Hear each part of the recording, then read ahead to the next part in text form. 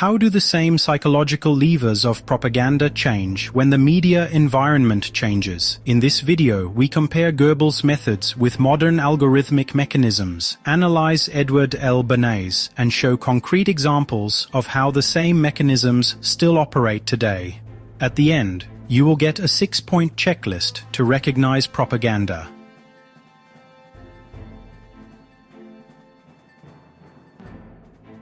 Propaganda rests on a small set of enduring psychological mechanisms: emotionalization, simplification, repetition, the creation of enemies, authority transfer, and the leveraging of social identity. These levers are old, and their effects remain powerful. Emotionalization drowns out facts with images and narratives. Repetition shapes belief. Simplification makes complex causes manageable by naming a clear culprit. Authority transfer lends credibility when experts, celebrities, or institutions act as guarantors.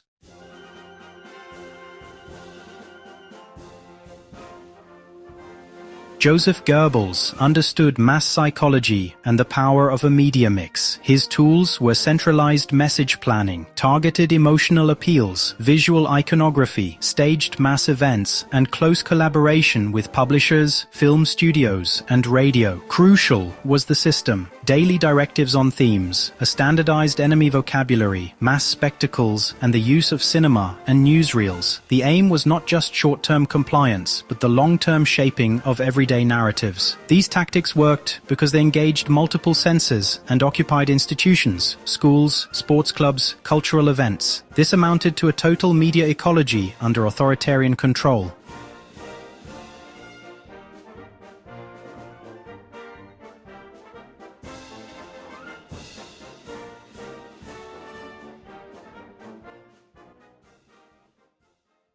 Edward L. Bernays, nephew of Sigmund Freud, is considered the architect of modern public relations. He translated psychoanalytic insights into mass influence and developed systematic PR techniques. 3 clear examples. First, Torches of Freedom in 1929, a staged publicity event that encouraged women to smoke publicly, reframing cigarettes as a symbol of emancipation. Second, the orchestration of seemingly independent experts and studies that actually served corporate interests. Third, the creation or instrumentalization of apparently neutral organizations to act as multipliers for client messaging. Bernays' core claim was simple: by steering the invisible forces of public opinion, you steer behavior. His methods endure because they repurpose cultural symbols and trusted authorities. The tools remain, only the media packaging changes.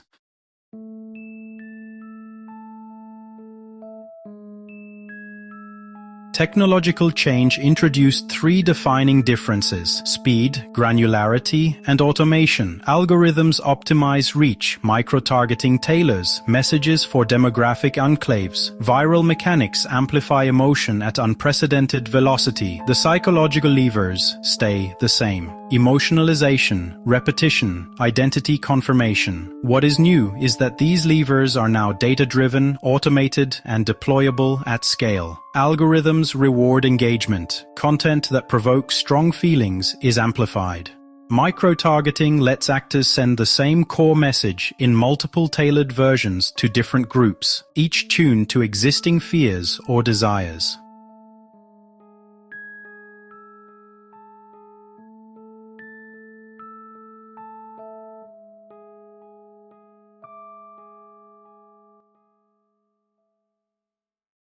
Three concrete parallels between past and present. First, staging. Goebbels orchestrated mass rallies. Bernays staged publicity stunts. Modern actors engineer viral moments or leaks. Second, expert legitimization. Then pseudo-experts, now paid experts, think tanks, or influencers.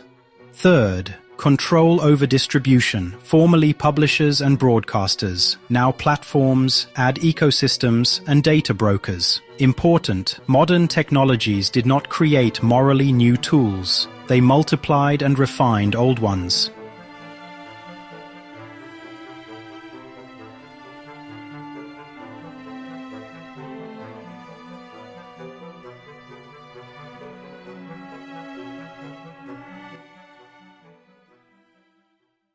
Finally, a practical 6-point checklist to identify propaganda and respond more critically. Point 1. Check the source. Who funds the message? Are there hidden interests or undisclosed sponsors? Point 2. Analyze motives and gains. What does the sender gain? Profit, political power, or audience growth? Point 3. Notice emotions. Who tries to make you angry, fearful, or euphoric? Emotion is a core tool of influence. Point 4. Verify facts and seek context. Are there primary sources or peer-reviewed studies? Is context omitted or compressed? Point 5. Spot patterns, repetition, and variation. Is the same core claim repeated across formats and channels in slightly different forms? Point 6. Uncover networks and alliances. Who shares the same content? What links exist between media outlets, NGOs, companies, and politicians? History demonstrates that mass influence mechanics are powerful and recurring. Goebbels and Bernays relied on similar levers. Modern technologies magnify speed and reach. The counter is not censorship, but media literacy, institutional transparency, and accountable platform governance. Education is the most durable defense. If you found this useful, subscribe to the channel, stay critical, and stay curious.